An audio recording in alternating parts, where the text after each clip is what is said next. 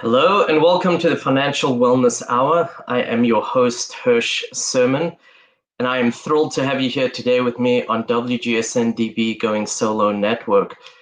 This show is for those wanting to learn more about how to create financial wellness, and we will be looking at different life cycles and exploring them financially and emotionally, because personal finances usually are not about the money, rather they are about the emotions associated with your finances. Our goal is to look at how to prepare for these life cycles, how to thrive on the other side. And although we might have a specific theme or topic for each show, I can assure you the financial strategies we talk about are applicable to many other situations you may be facing as well. Although we are going to be fairly general in our discussions, we would love to hear from you to make it more relevant and more personal. So please do call in, or you can reach me through my website, lifecycle.financial. That's lifecycle.financial. Going solo can mean different things to different people. Divorce, death of a loved one, perpetual bachelorhood, and I'm sure there's many other ways that you can look at it as well. We plan on covering all of these and more, just not on today's show, so continue to listen to future shows as we will be covering these topics. And please do share your thoughts on future topics you would like to learn more about. Today, we are going to focus on financial scams and jams. These scams and jams have been around for a long time. These are not new. But as times and circumstances change, they do become more focused and more specific, and people have been devastated financially from some of these scams that we've seen. We are navigating unprecedented times, as everybody knows, and we are cut off in so many ways that has made us even more susceptible to being scammed or maybe falling into a financial jam. So how do we identify them? How do we make sure we do not fall for them? We listen to the next 40 minutes to the Financial Wellness Hour, and that's exactly why we are so lucky to have Jackie Melinger from My Personal Bookkeeper on the show today. Jackie, welcome. I'm so happy to have you here. Thank you. Thank you, Hirsch. Good morning, and thanks for having me. I am really excited to be here to talk about financial wellness and especially scams and jams. Great. You are looking at people's finances in a very different way to how most people do when they work with people, whether it's usually managing their money for investments, whether it's doing their taxes, helping them build a budget. You look at it in a very different way. Can you share a little bit more about what a daily money manager does? Sure. We look at the whole package. We're not just specializing in one area. We're looking at actually getting them referred to people who can specialize and help them. But we can help them at home with their personal financial needs. So at My Personal Bookkeeper, we call our daily money managers client advocates, because when they work with clients, they truly advocate for them in many ways.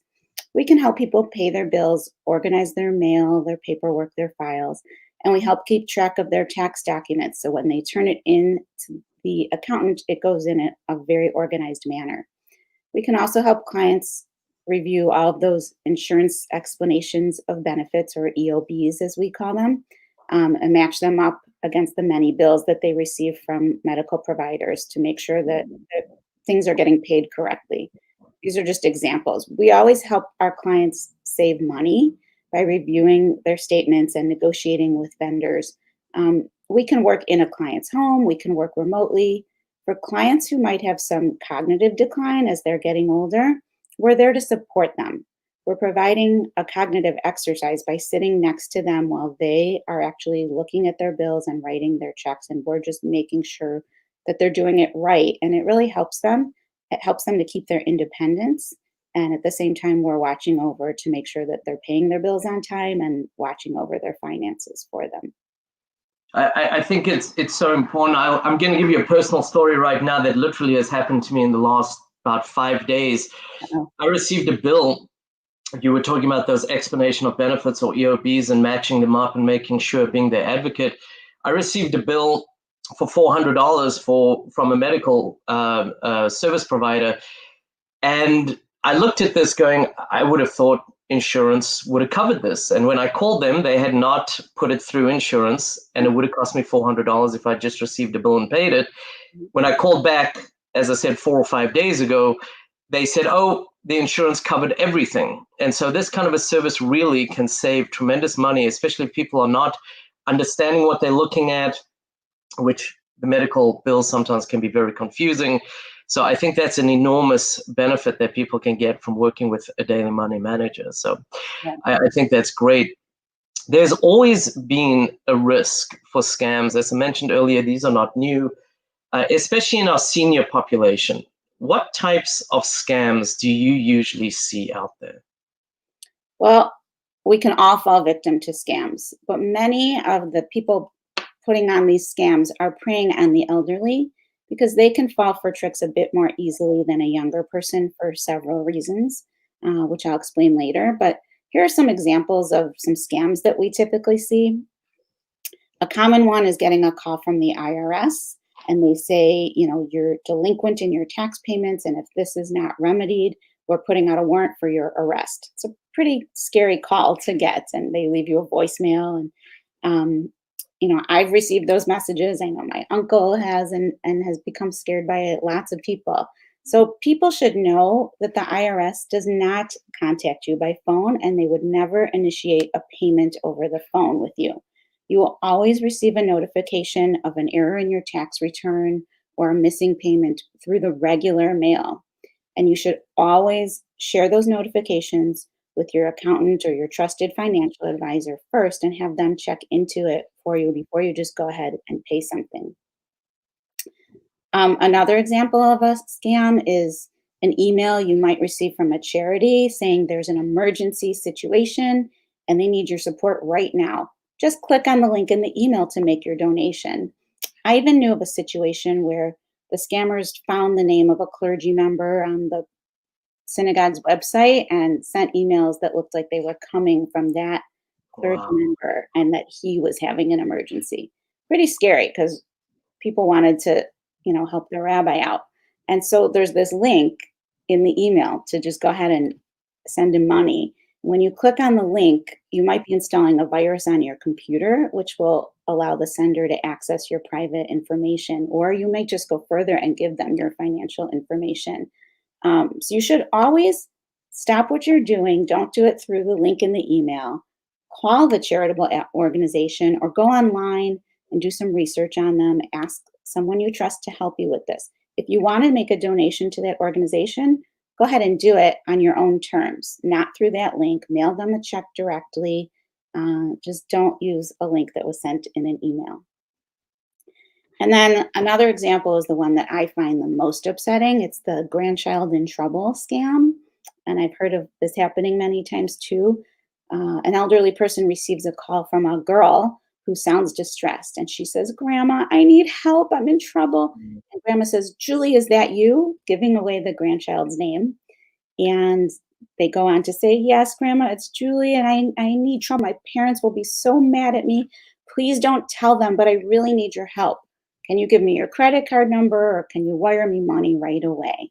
You can understand how someone is just thinking about helping their grandchild at this moment, and it's just heartbreaking to see. And I think those usually come in at night when somebody's groggy and not really thinking straight, and they just hear a voice and fall for it and think it's their grandchild. Wow, that is it's as creative as it is disturbing, that last one especially. Yeah. And I think there's a common denominator, with all of these is you can say, "I will call you right back," and call the main or regular number because this is an unsolicited call. So I think there is definitely a way to protect yourself, but these are people thinking of scams all day long, and how do they really hit home? And they probably test them out and all the rest that comes with that. So Once being it aware, works, they just keep going. yeah, being aware, I think is so important. This is it's kind of crazy, but at the same time, it's so important to be aware that this is out there and to protect yourself. Absolutely. So you said you're going to talk a little bit more about maybe why seniors are so much more susceptible to falling to scams. Can you share a little bit on that? Sure. They're not as familiar with email and internet techniques as we are. They may use the internet and they may use email, but they're probably not, using it as much for as many things as you or I are, or certainly our kids. So you or I might look at an email and see that it's coming from a strange domain. So it must be fake, or we might notice that that Google icon doesn't look quite right. And so something's wrong with this email. But a senior might not realize those things and might not notice it. And so it's easier to fall for that email because it looks real to them. Additionally, certain names just scare people, and one of those is the IRS. Yeah. When they were younger, everything was handled by phone. So it doesn't seem that strange to get a phone call and have to just take care of something over the phone. Whereas many of us have given up our home phones and have stopped using the phone to do business, and we do it all in writing. So we would think twice about if we did receive a call like that.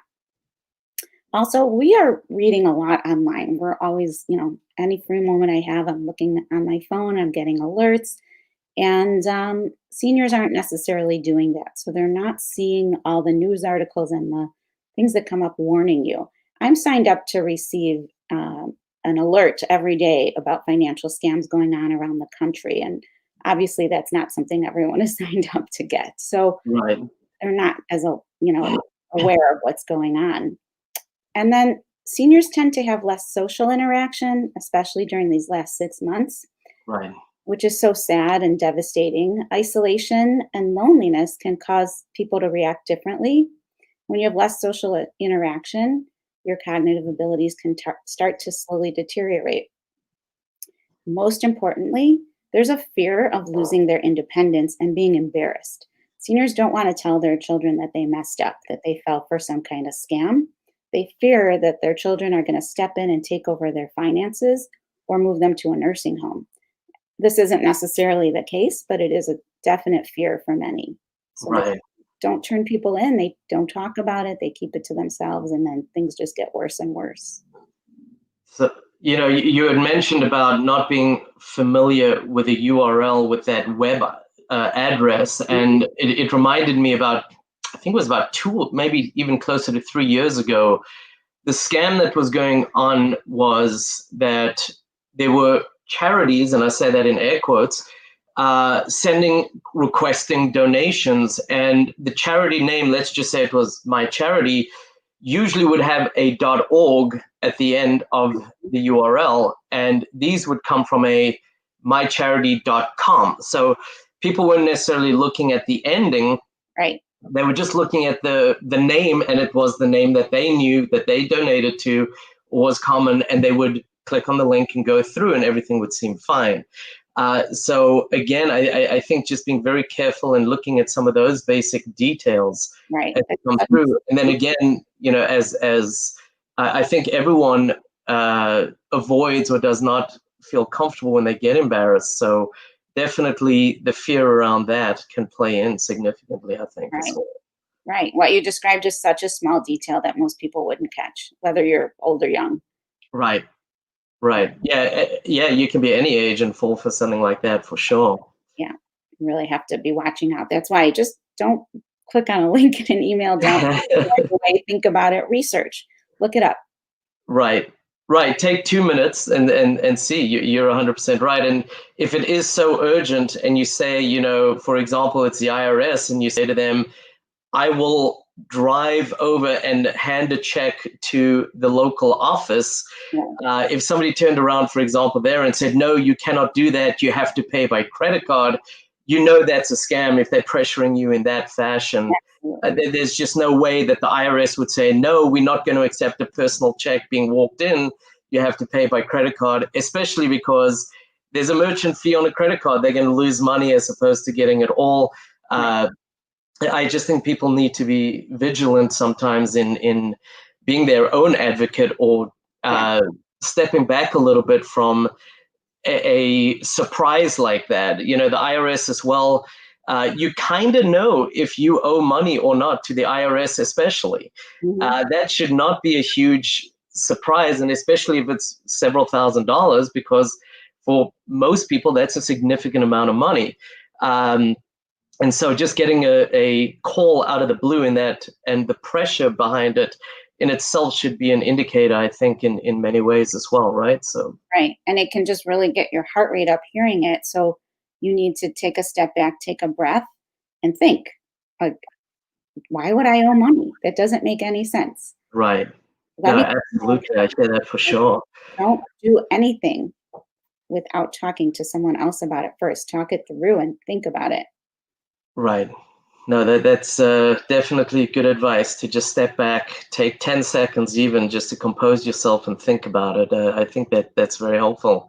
And you mentioned, some of the details. It doesn't matter what age you are. And I've seen scams on the internet targeting all ages. Yes. This year has brought about many, many new challenges. Um, are there people out there who are taking advantage of this pandemic to scam, whether it's our young, our old, our seniors, whomever? What are they doing right now with the COVID and the pandemic? Unfortunately, there are people taking advantage of this terrible situation that we're all in. And I just feel seniors are suffering enough from the fear of coming in contact with the coronavirus and the isolation it's caused for them. So now to have to fear additional scams that they have to watch out for, it's terrible. It's not right. But these scammers are either calling or emailing, and they're offering good deals on masks and other personal protective equipment. And again, it's, give me your credit card right now and I'll send it to you.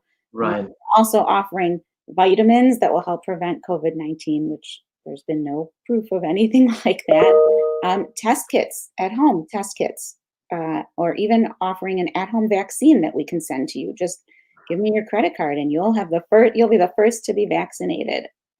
You know, people who are terrified and who are living alone and they're isolated and this is just awful, they're so lonely, they want to believe something's going to help them and something's going to get them out of this situation. So in that moment on the phone, they might believe it and they might say, okay, great, I will take these vitamins and see if they help me. Yes, I want a test or a vaccine, great. But again, as I said before, you have to take that step back and think about it. What have you heard in the news? There is no vaccine, there is no vitamin. Um, Tests are hard to get and they're unreliable.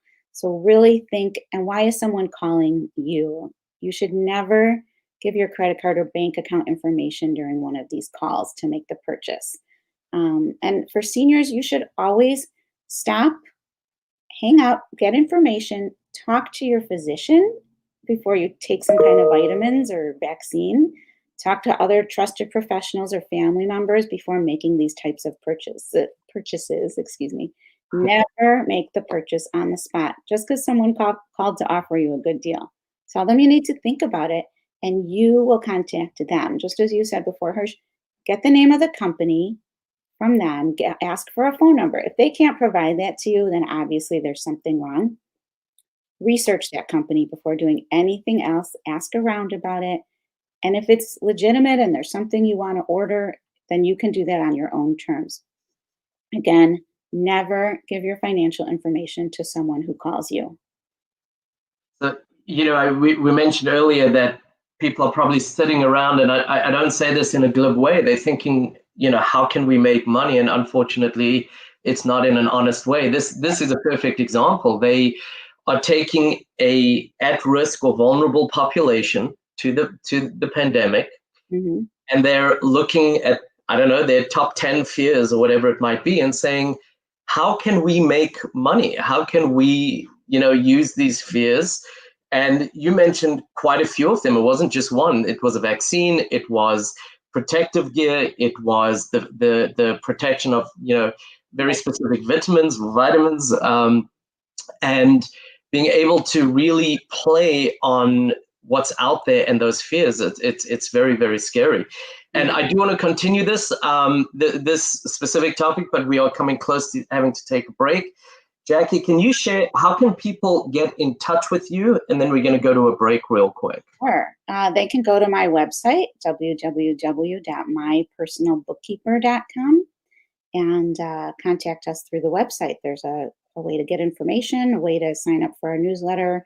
A phone number is there. Again, it's www www.mypersonalbookkeeper.com, and bookkeeper has 2 O's, 2 K's, and 2 E's, if that helps. We are going to take a break. We will be right back. Hi, welcome back.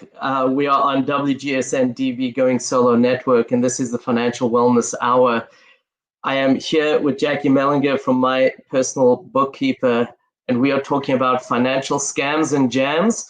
And we have covered mostly quite a few different scams that are going on, some just in general, some very specific to the pandemic, and seeing just how creative people are getting related to these scams, and how much more vigilant than ever before we ourselves need to be in stepping back, thinking through, does this really make sense, and not clenching onto the fear that comes sometimes that they are really playing into, especially in today's world and uncertainty. We were just talking about how they are, for example, with the pandemic, targeting seniors, where they have such a vulnerable population with lots of fears, listing out those fears and attacking every single one of them with a scam to make money, which is so unfortunate. And hopefully people are hearing this and are going to be able to step back. I think the key takeaway was that I took anyway, was being able to do the purchase if you decide you want to do a purchase on your own terms, and take a little bit of time, and it doesn't have to be much, to get a little bit more educated. Somebody calls you out of the blue, you've never heard of it. Hey, do you have a website? Can I look at that a little bit more? Looking at the news and understanding there is no vaccine out there, or there aren't no vitamins out there right now that have been highlighted to the public that says this works, go out and take these vitamins or get this vaccine. And so when they are pushing something like that, just to kind of put your knowledge and understand there is a fear of getting it, and just taking a little bit of time matching those together to understand. So just kind of a recap of the first half of the show real quick. So I think a popular term is the sandwich generation, and this applies to people who are raising a family right now, but also have elderly parents that may be needing help, or they're involved in their help in various ways. Sometimes kids are not in the same city, so it might just be a phone call to see how mom or dad are doing, but other times they are very involved in the taking of their care. What do you have any suggestions, thoughts, or advice? What can you share with the sandwich generation? How can they protect their parents right now? Well, it's tough, especially since it's so hard to see them right now, but we're all really busy. And even though you're busy, you need to check in regularly and look for signs of depression or cognitive decline. Those are difficult to hear on the phone. Our parents are good at hiding it, and they can keep it together for a short conversation. I've had clients who, couldn't come to town for about a year, and everything sounded fine on the phone because they had short conversations, and mom or dad was good at hanging up quickly. And they came into town and found that mom was repeating herself. She couldn't go more than 10 or 15 minutes without telling the same story over and over again. So since a lot of those visits are impossible now, it's good to make use of video methods like FaceTime or Zoom if you can teach your parent to use it, or have somebody go through a window and teach them how to use those things. When we do those video calls, we can try to look and see if they look unkempt, which is, we're all a little more casual now, but unkempt is different, and it may be very atypical of your parent. Have them walk around and show you things in the house, ask questions. And does the home seem messier than usual? Are they not able to keep up? Do you see piles of paper laying around? Maybe ask them a question about their mail to see if they're actually going through the mail. Try to keep them on that video longer. Don't let them hang up after 5 or 10 minutes. Find ways to keep those conversations going. The lack of socialization that older adults are experiencing, it's just not healthy. So let's try and keep them active in some way. Involve other family members in the call so there can be more conversation. Watch a show together while on video. Just say, hey mom, let's watch this together and talk about it while we watch. or have your kids come on and do a performance or something for them, but keep them on for longer. You'll see more about it, about what's going on, and pay attention to what they're saying. Are they repeating themselves? Are they having trouble remembering what you told them? Don't correct them. Just listen. This isn't a time to say, Mom, something's wrong. Or, Mom, you told me that already. You should just listen and make sure they feel that they can talk to you and tell you if something has happened or if something doesn't feel right. Because as I said, they have a fear that you're going to take over or say they need to go to a nursing home. So make them feel comfortable enough to be able to talk to you. Right.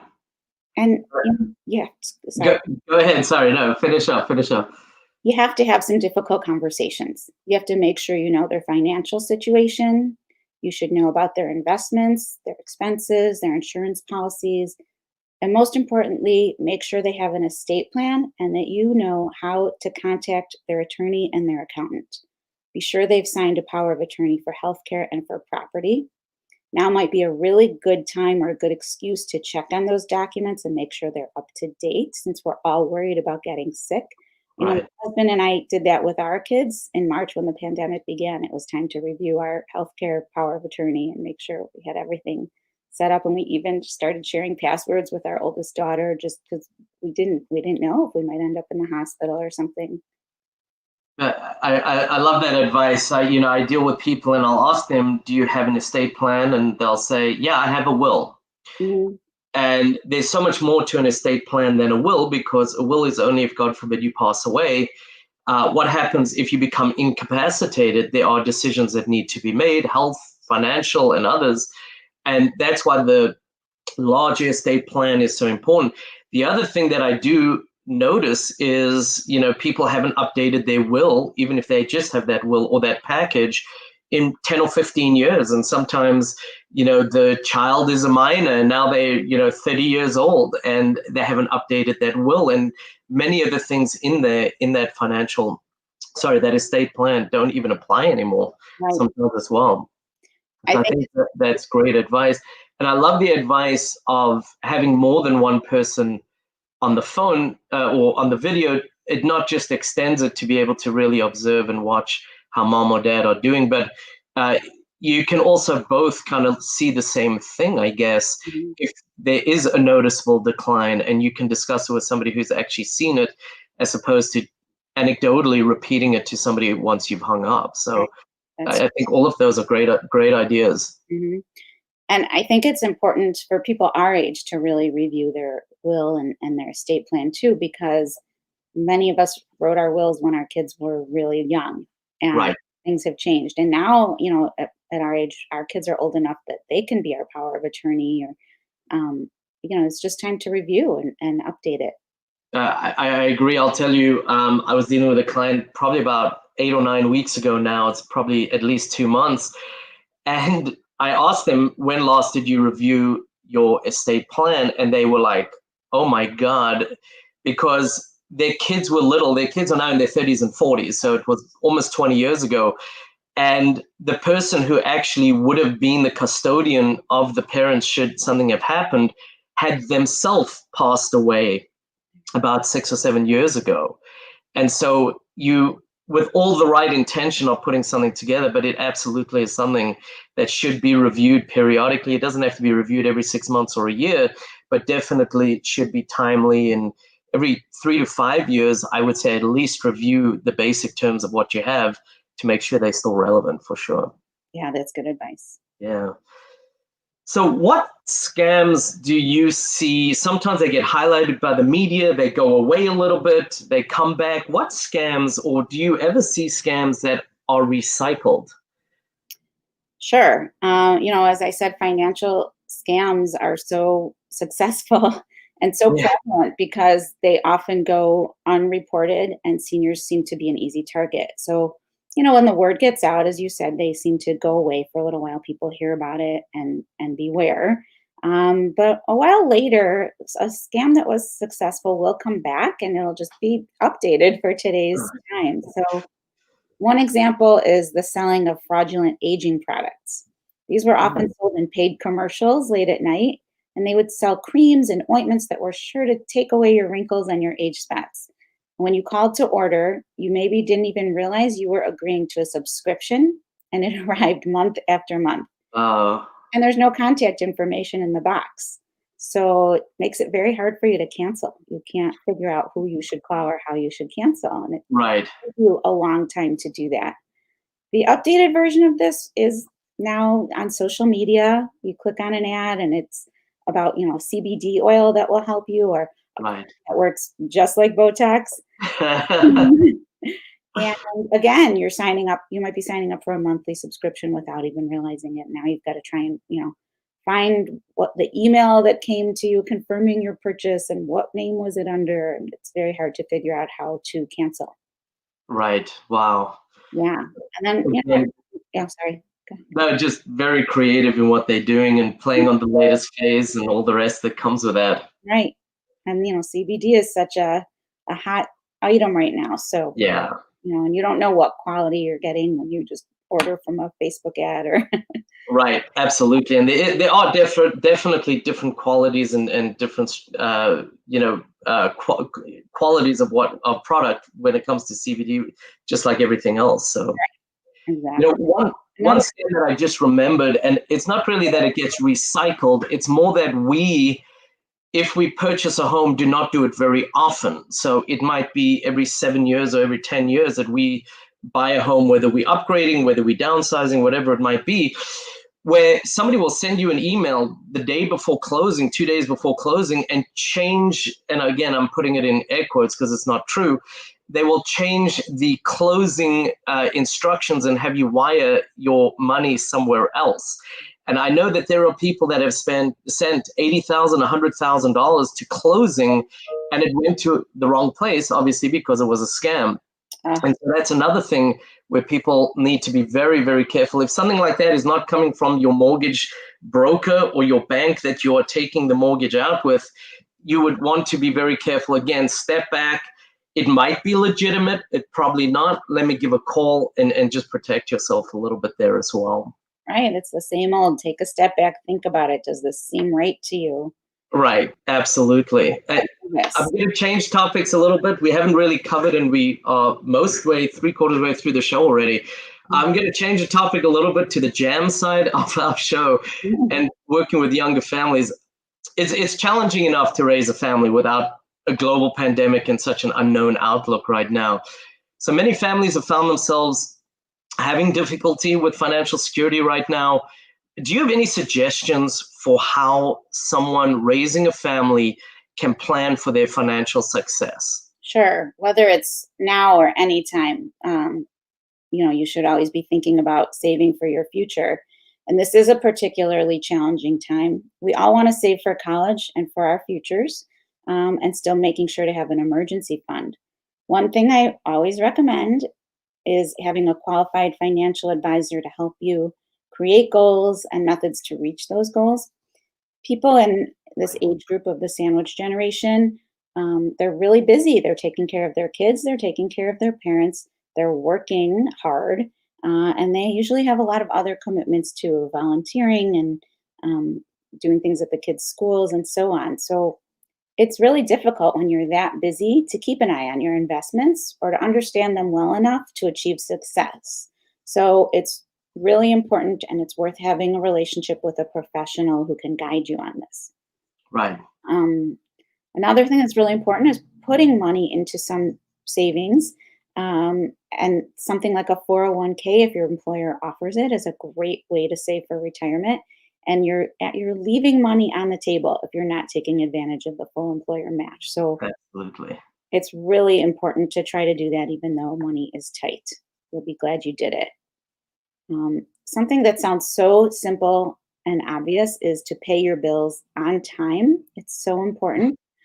And that just seems like really you need to point that out. But when you're swamped, it's easy to forget or to let the mail pile up. You're so busy taking care of everyone else that you're going to come back to that. And before you know it, you're hit with late fees and interest charges. And you're starting to ruin your credit score. So really important to be keeping up on that stuff. And if you're not checking your credit card statement every month, there's a good chance you're paying creeper costs like like those subscriptions that won't go away. Or you signed up for Right. 3 months and then you forgot to cancel it at the end, and now you're paying for it month after month. So that's really important.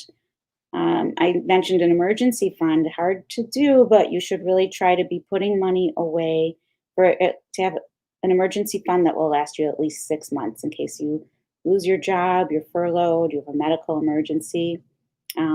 It's hard, but this is where budgeting and keeping track of your expenses comes in really handy, and it's so important.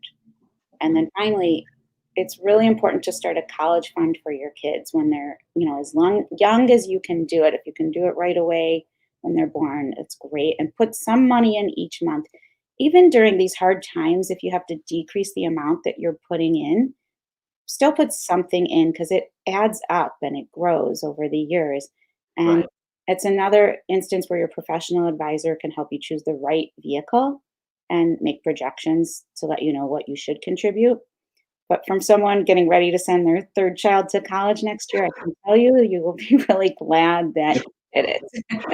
I can imagine. Firstly, Laura Bloom, thank you for that comment. I appreciate this has actually been fantastic information. So thank you, Jackie. I appreciate that. And really quickly, that comment about paying your bills on time is enormous. And I will say that people don't understand their credit in general. Thank you, Richard. Again, another great information comment there. But I would say that and this is not mine, this is actually the credit bureau's, roughly a third of your credit score is actually based on your timeliness of payment. There are 5 main factors, but a third of your entire credit score is based on that one factor. So very, very important to keep in mind. Somebody just asked us on the show there, how do you find a financial advisor? There's a couple different ways, Rami, I hope I'm pronouncing that correctly. One is you can actually reach out to me. I can guide you on that as well. You can reach me through my through my website, again, lifecycle.financial. There is a blog on there on how to pick an attorney. A lot of what is applicable in that will apply as well in interviewing a financial advisor. You do want to know that they're aligned with you, that they understand, and they are understanding your needs and not kind of slotting you into, I'm 50 years old and I have 2 kids or 3 kids. And all of a sudden they say, oh, I know exactly what you need. They need to understand you as you, not as a demographic as well. So again, please do reach out through my website and I can guide you more. Unfortunately, we only have about 4 minutes left, and I do want to learn more about My Personal Bookkeeper and also how the company My Personal Bookkeeper helps others. So Jackie, if you can share a little bit on that as well, I'd really appreciate it. I'll try and go quickly here. Sorry. So for seniors, our client advocates help them keep their independence. And as I stated earlier, it can be a cognitive activity for them. It helps them to stay on top of their bills. We don't come in and take over. We come in and work with the client. Now, in some cases, people might just want us to take over, and we can do that too. But we help them review their mail, and we go through everything, all their statements with a fine-tooth comb. We've stopped many from getting caught up in a scam by recognizing for them. We've recently, in the last month, helped 2 clients avoid or figure out that they had been scammed in a Social Security. It was just awful. And I sometimes say, when you hire a tutor for your kids to help with their homework, they react so much better to the tutor than to their parent. And in that situation, your parents react so much better to working with a professional than having their children come in and take over their finances. And as you said, we also work in conjunction with estate attorneys, financial advisors, and accountants.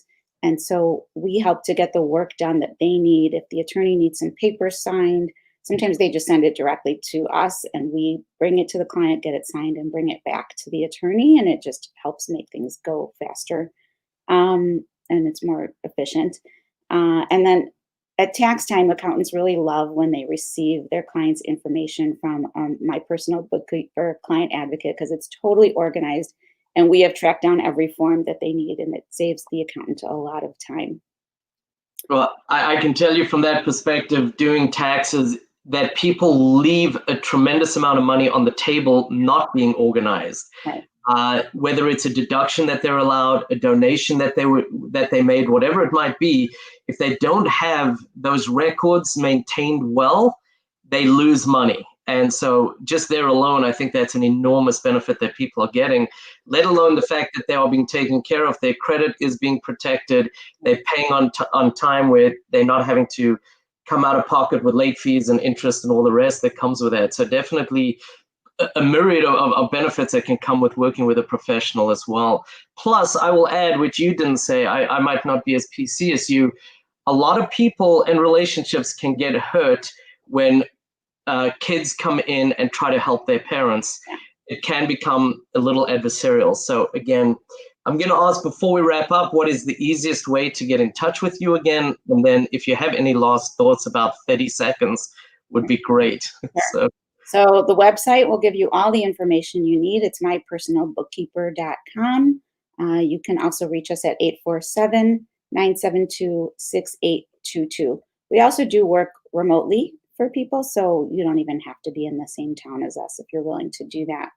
But I think it's really important, no matter what, to have a plan, no matter the age, and to revisit that plan annually to make sure it still makes sense and you're on track. You should have some trusted professionals in your life to help you. We can't all be an expert at everything, and it's important to get the help you need so that you can maximize your time and your savings. It never pays to be penny wise and dollar foolish. Investing in professional advice is a really good investment in your future. So I agree with that. Thank you so much. I really appreciate you've seen the comments flashing by. I did even see a couple questions that I wasn't able to even get to. So for those people who did reach out and I was not able to get to them, please do reach out to us, either myself through lifecycle.financial, or you can go to Jackie at mypersonalbookkeeper.com. I'm Hirsch Sermon, your host for the Financial Wellness Hour. Please reach out to me, as I've just mentioned, lifecycle.financial, or you can reach out to Jackie Melinger from My Personal Bookkeeper, our guest today. I look forward to you joining me on my next show, Pamela Savino, who created Living Authentically. Thank you so much. Looking forward to the next one.